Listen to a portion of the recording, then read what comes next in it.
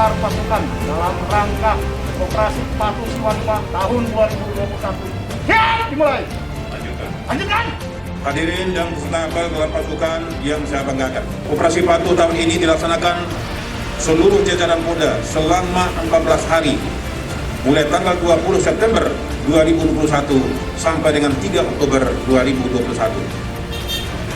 Melibatkan personel Maluku dan jajaran sebanyak 306 personil yang dilaksanakan dengan tetap menerapkan protokol kesehatan dengan ketat.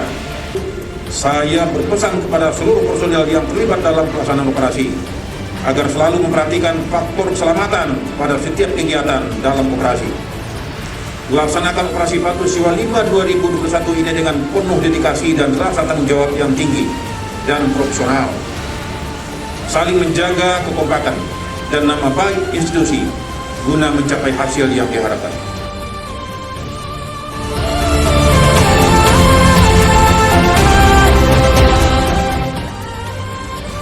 Apel gelar telah dilaksanakan, laporan selesai. Terima kasih, bubarkan. Bubarkan.